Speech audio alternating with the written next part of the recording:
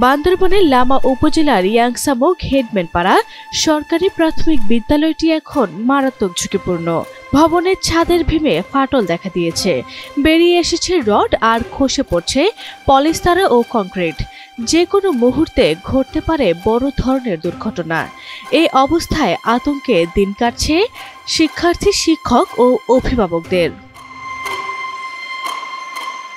বিদ্যালয়ের প্রধান শিক্ষক জানান, ভবনের এমন জরাজীর্ণ অবস্থা নিয়ে সংশ্লিষ্ট কর্তৃপক্ষকে একাধিকবার অবহিত করা হয়েছে, তবু নেওয়া হয়নি কোনো ব্যবস্থা। যেমন ভবনের যে বিমগুলো আছে, বিমগুলো কিন্তু ভেঙে ভেঙে ঝরে ঝরে পড়ে যাচ্ছে। কিন্তু আমাদের যে ছেলেমেয়েরা ওখানে যে লেখাপড়া করবে, এটা যে আমাদের খুব ভয় লাগতেছে। গত 1 বছর আগ থেকে বিদ্যালয়ের 2টা রুমের বিম ফাটল ধরছে। গত 1 মাস আগে ওই বিদ্যালয়ের ওই বিমগুলো হঠাৎ করে ভেঙে পড়ে যায়। বিদ্যালয়ে ছাত্রছাত্রীরা আসতে চাচ্ছে না ভয়ে, এবং অভিভাবক আশেপাশে যারা আছে অভিভাবক, তারা বাড়িতে বিদ্যালয়ে পাঠাচ্ছে না। ছাত্রদের গায়ে ভেঙে পড়তে পারে, সেজন্য আমরা এই সকলে কমিটির পক্ষ থেকে মাননীয় সরকারের কাছে অনুরোধ করতেছি যেন এই স্কুলটা নতুন ভাবে একটা নির্মাণ করার জন্য। প্রায় 1986 সাল থেকে স্কুল প্রতিষ্ঠা হওয়ার পর 1995 সালে এই ভবনের নির্মিত হয়েছিল।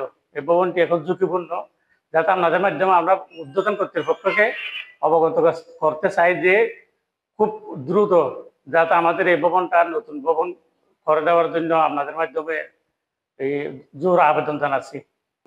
উপজেলা প্রাথমিক শিক্ষা অফিসার জানান, বিকল্প ভবন না থাকায় ঝুঁকিপূর্ণ ভবনে চলছে পাঠদান।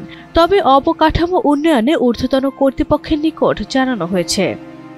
ইয়াংসামুক সরকারি প্রাথমিক বিদ্যালয়ে যে ভবন কষে পড়ছে, বিশেষ করে বিমটা, উপরের যে বিমটা কষে পড়ছে সে ব্যাপারে আমি জানি, এবং এটা দেখতেও গিয়েছি।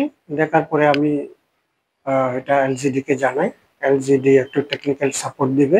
যদি এটা ব্যবহারযোগ্য হয় তাহলে আমরা ব্যবহার করব, অথবা আমরা বিভাগীয়ভাবে এডুকেশন ইমার্জেন্সি একটা ফান্ড আছে, এই ফান্ড থেকে আমরা বরাদ্দের জন্য লিখব অস্থায়ীভাবে শ্রেণীকক্ষ তৈরি করে, অথবা পাশাপাশি কোনো যদি প্রতিষ্ঠান থাকে যেখানে আমরা অস্থায়ীভাবে ক্লাস করতে পারি, সেই সব জায়গায় আমরা ক্লাস স্থানান্তর করব বলে চিন্তা করে আছি।